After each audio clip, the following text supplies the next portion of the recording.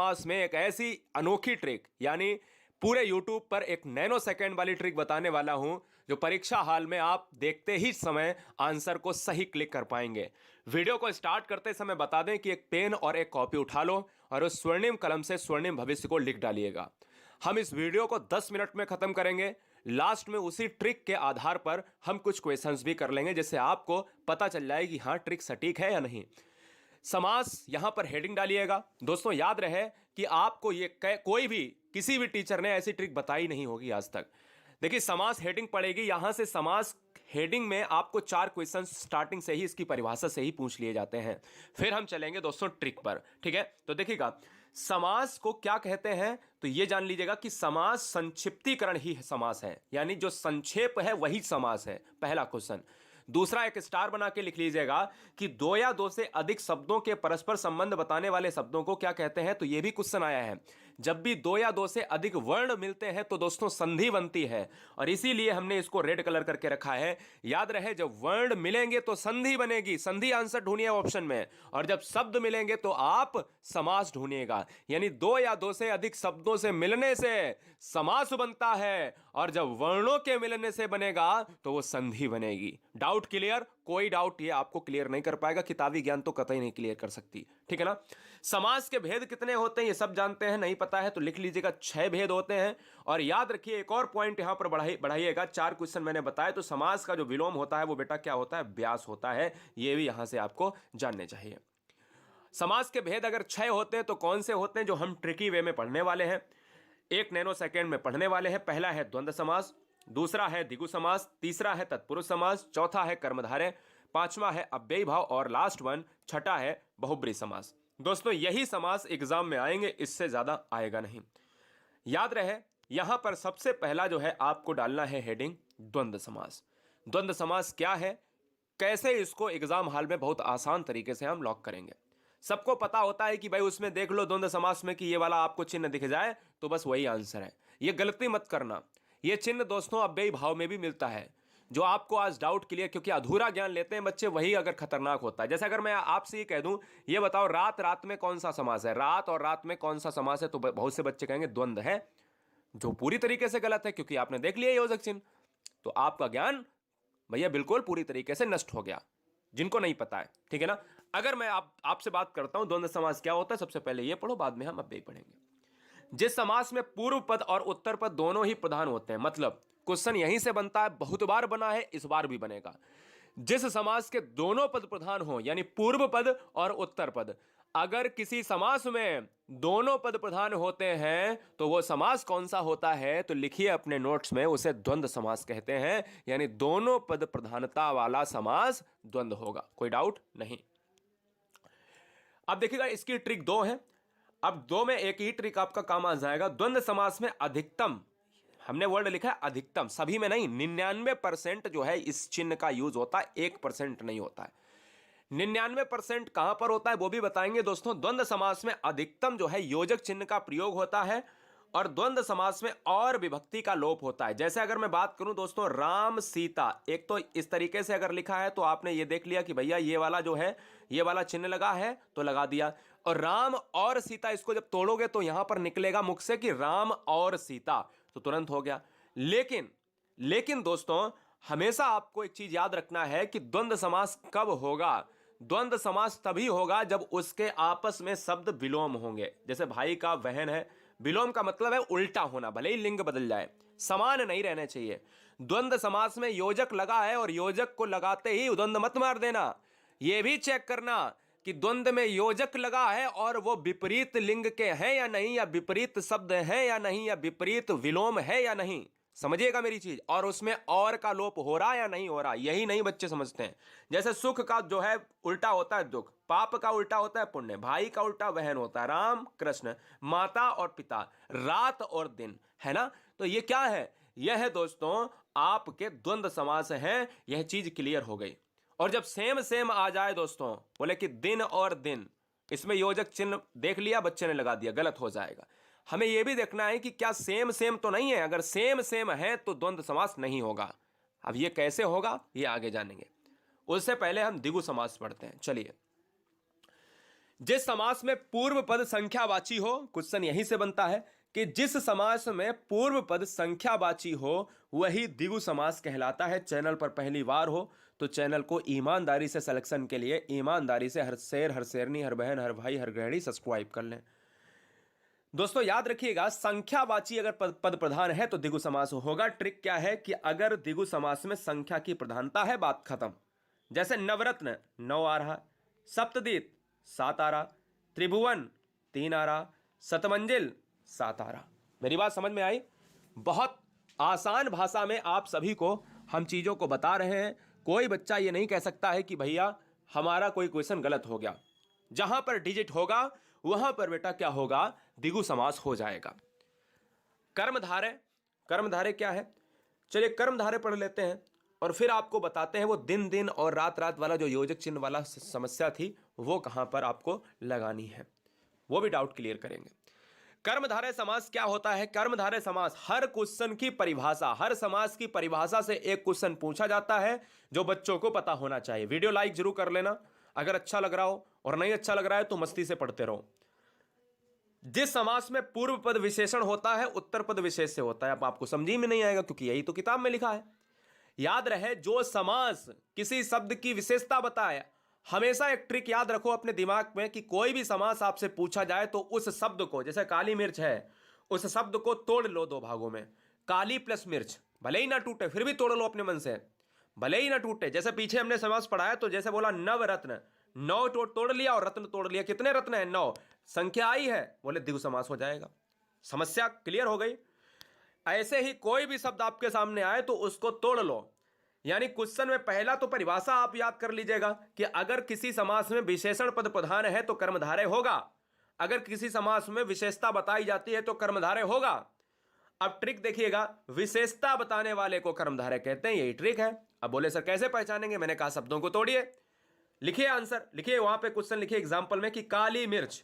अब मैंने अगर लिखा भी भाई कि काली है और एक तरफ लिखा मिर्च है, क्लियर है? तो ये मिर्च कैसी है दोस्तों? काली है। ये मिर्च की विशेषता है कि वो काली है। अगर मैं पूछूं कि तुम्हारे पास कैसा कोट है या तुम्हारा कैसा रंग है, बोला कि मेरा रंग जो है सफेद है, मेरा रंग काला है, तो उसके रंग की विशेषता है कि दोस्तों वो काला है।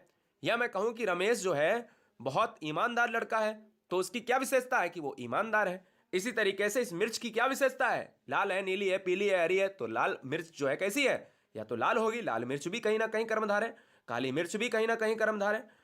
इसी तरीके से कमल कैसा है? नीला है ना? तो दोस्तों याद रखिएगा, यहां पर पीतांबर को आप थोड़ी देर के लिए अभी हटा दीजिएगा। पीतांबर क्यों हटा दीजिएगा मैं बताऊंगा।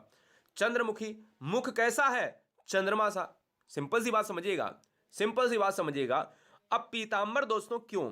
पीतांबर देखिएगा, पीला है अंबर कह सकते हो, लेकिन पीतांबर जब आपके ऑप्शन में बहुब्री ना हो तब आप कर्मधारय लगाइएगा। अभी मैं बताऊंगा कर्मधारय और बहुब्री में क्या फर्क है।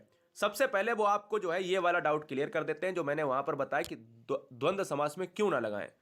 जो योजक चिन्ह वाला है ये अधूरा ज्ञान आपका खत्म करते हैं।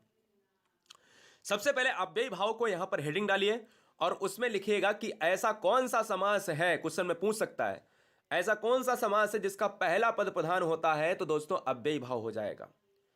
क्वेश्चन की ट्रिक लिखिएगा कि प्रत्येक उपसर्ग वाला समास अव्ययी भाव कहलाता है। अब आप कहोगे उपसर्ग क्या होता है? तो शब्द के आगे जो लगता है उसको उपसर्ग कहते हैं।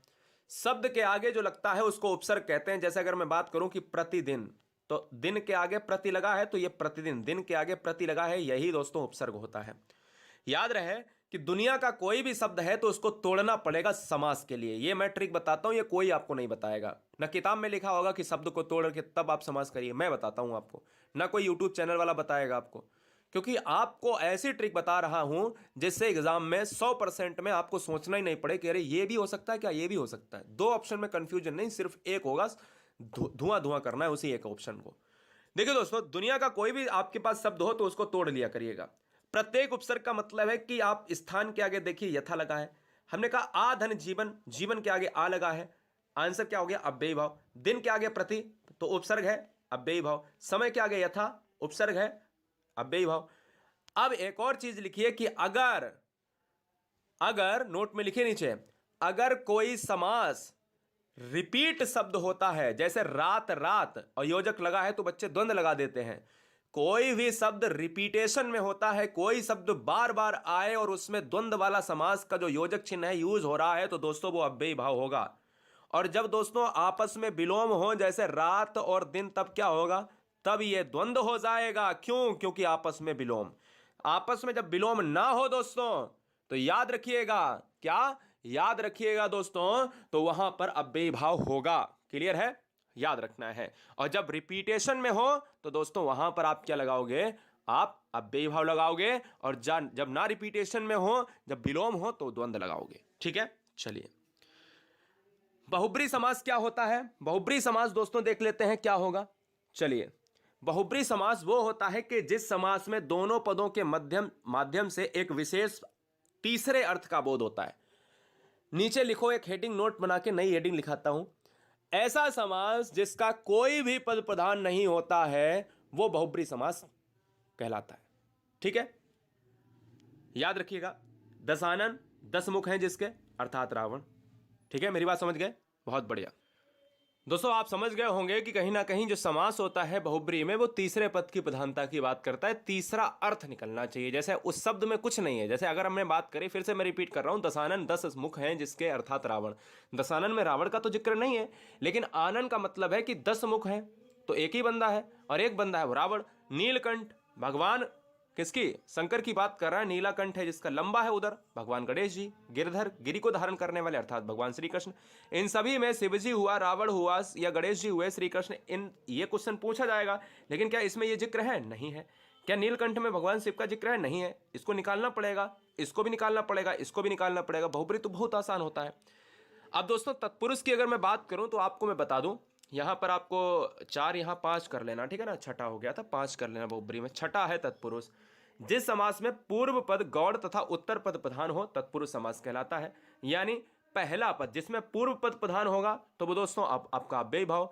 जिसमें उत्तर पद प्रधान होगा, वो तत्पुरुष। ध्यान दीजिएगा, मेरी बात ध्यान दीजिएगा। अगर क्वेश्चन में पूछा जाए पहला पद प्रधान तो अव्ययी भाव, दूसरा पद प्रधान तो तत्पुरुष। दूसरे पद को ही उत्तर पद कहते हैं। तत्पुरुष समास के 6 भेद होते हैं। एक कर्म तत्पुरुष, करण तत्पुरुष, संप्रदान तत्पुरुष, अपादान तत्पुरुष, संबंध तत्पुरुष और अधिकरण तत्पुरुष। क्वेश्चन में यहीं से पूछा जाता है। तत्पुरुष थोड़ा सा आपको कठिन लगता है जब क्वेश्चन में ये पूछ देता है कि ये बताओ रोगग्रस्त में कौन सा समास है। ठीक है ना, और ऑप्शन में आपको ये 4 ऑप्शन दे देगा, इनमें से है तो तत्पुरुष, लेकिन कौन सा तत्पुरुष है। अगर आपसे कह दे कि रोग मुक्त में कौन सा समास है, तो भैया दिक्कत है। रोगग्रस्त में अगर देखा जाए तो करण भी आ जाता है। और रोग मुक्त की बात, जब कोई चीज अलग हो रही, रोग बिल्कुल जा रहा है, मुक्त हो रहा है शरीर से, तो अपादान तत्पुरुष, क्योंकि से आ रहा है। समझिए ट्रिक क्या है कर्म तत्पुरुष में। तो कर्ता ने कर्म को, हमेशा कर्म के साथ जो आपका विभक्ति होता है वो को का लोप होता है। जैसे मतदाता, मत को देने वाला, आंसर क्या होगा? कर्म तत्पुरुष। गिरह को काटने वाला, आपको उसका अर्थ निकालना होगा। गिरह को काटने वाला, तो को आया है तो कर्म हो जाएगा। यहीं पर कर्ण तत्पुरुष में से आता है। विभक्ति क्या है? से। जहां कर्ण कारक चिन्ह का उपयोग हो और से विभक्ति का प्रयोग हो। लिख लीजिएगा।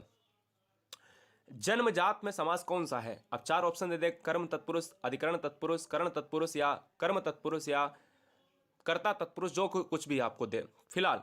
तो वहां पर अगर आपको यहां पर करना पड़ेगा कि भाई जन्मजात, तो जन्म से उत्पन्न, तो जहां पर से आएगा वहां पर कर्ण तत्पुरुष। याद रहे कि अलग नहीं हो रहा है। जब से अलग के रूप में होगा तो अपादान होगा। मुंह मांगा, मुंह से मांगा, तो कर्ण तत्पुरुष। गुणहीन, गुणों से हीन, तो भाई कर्ण तत्पुरुष। मेरी बात ध्यान से सुन रहे हो? बहुत बढ़िया। संप्रदान तत्पुरुष का मतलब क्या है, जान लेते हैं। जहां संप्रदान कारक चिन्ह का लोप होता है। संप्रदान कारक चिन्ह का मतलब होता है कि कोई के लिए की बात कर रहा है, के लिए। ठीक है ना, और के लिए का मतलब होता है कि संप्रदान कारक होगा। आप संप्रदान तत्पुरुष को संप्रदान कारक से जोड़िए। जैसे हथकड़ी, हाथ के लिए कड़ी है, तो आंसर संप्रदान। सत्याग्रह, सत्य के लिए आग्रह है, आंसर संप्रदान। युद्ध भूमि, युद्ध के लिए भूमि, जो भूमि है वो युद्ध के लिए है, तो आंसर संप्रदान। क्योंकि सभी में के लिए आ रहा है, संप्रदान हो जाएगा। जहां अपादान की बात करें तो अपादान हेडिंग डालिएगा। अपादान में क्या होता है? अपादान में दोस्तों अलग होता है। नोट कर लीजिएगा कि जब कोई चीज अलग हो रही हो। जैसे धनहीन, धन गया, धन से हीन, भाई धन जिसके पास नहीं है वही तो धनहीन है। भयभीत, भय से भीत, इसमें भी से आएगा, लेकिन फर्क इतना है कि इसमें जो है अलग नहीं हो रहा है और इसमें अलगाव हो रहा है। करण में साधन के रूप में होता है और अपादान में अलगाव के रूप में होता है। जन्माग्न, जन्म से अंधा, पूरी तरीके से आप याद रखिएगा। ठीक है ना। संबंध तत्पुरुष और अधिकरण तत्पुरुष दो बचे हैं, देख लीजिएगा। संबंध में क्या होता है, जहां पर रिलेशन को दिखाया जाए, जहां संबंध कारक चिन्ह का उपयोग होता है, जैसे प्रेम सागर। और संबंध कारक में क्या आता है, या तो का आएगा या की आएगा या के आएगा। ये हमेशा काकी के बराबर संबंध, ये आपको याद कर लेना है। याद रहे कि को आता है कर्म में, इसमें देखिए को कहीं नहीं है।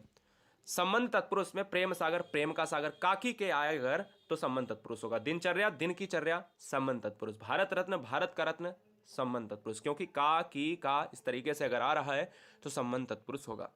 अधिकरण तत्पुरुष में क्या होता है, तो अधिकरण तत्पुरुष की जो विभक्ति होती है वो में होती है, पर होती है। नोट कर लीजिएगा, जो मैं लिख रहा हूं उसको नोट करिए। जहां अधिकरण कारक चिन्ह का प्रयोग हो, मतलब यही तो चिन्ह है, यही तो चिन्ह है। और इसमें कौन से चिन्ह थे, काकी के, जो मैंने लिखाया है आपको। जैसे नीति निपुण, नीति में निपुण में आया है, अधिकरण हो जाएगा। आत्मविश्वास, आत्मा पर विश्वास, अधिकरण हो जाएगा। घोड़े पर सवार, घोड़े पर सवार, अधिकरण तत्पुरुष हो जाएगा। तो चलिए हम दो क्वेश्चन करते हैं कि किस समास में शब्दों के मध्य में संयोजक शब्द का लोप होता है। अब देखते हैं कि भाई आपने कितना पढ़ा है। तो हमने कहा कि संयोजक शब्द का जो प्रयोग होता है वो किसमें होता है, योजक चिन्ह की बात करें। अब ध्यान रहे, योजक चिन्ह केवल द्वंद्व समास में ही प्रयोग होगा। वो एक अपवाद के रूप में अव्ययी भाव की बात करता है, क्योंकि क्वेश्चन की परिभाषा ही द्वंद्व समास की है, जहां पर योजक चिन्ह प्रयोग हो, संयोजक चिन्ह प्रयोग हो। वो हमारे पूर्व पद संख्यावाची शब्द है, तो आंसर सिंपल सा है कि द्विगु समास हो जाएगा, क्योंकि कहीं ना कहीं हमारा संख्यावाची जो डिजिट बताता है वो ऑप्शन डी हो जाएगा। एक और कर लेते हैं, जन्माग्न। तो मैंने कहा जन्म से अंधा, तो से किस में आएगा, तत्पुरुष में आ जाएगा। इसी तरीके से यथा स्थान, अगर कोई दुनिया का कोई भी शब्द है, अगर उसमें उपसर्ग लगा स्थान के आगे तो उपसर्ग लगा है, तो वो अव्ययी भाव तो जाएगा, तो लेकिन उसका विग्रह क्या होगा, स्थान के अनुसार, है ना। एक और कर लेते हैं, जिस समास में दोनों पदों के माध्यम से एक विशेष तीसरे अर्थ का, भाई दोनों पदों के माध्यम से तीसरा अर्थ निकले, तो मैंने कहा था दशानन, लंबोदर, तो क्या हो जाएगा, बहुप्री हो जाएगा। ये वीडियो कैसी लगी आप सभी कमेंट बॉक्स में जरा जरूर बताइए। नीचे टेलीग्राम की लिंक है पीडीएफ को प्राप्त करने के लिए। समास में एक ऐसी अनोखी ट्रिक, यानी पूरे यूट्यूब पर एक नैनो सेकेंड वाली ट्रिक बताने वाला हूं, जो परीक्षा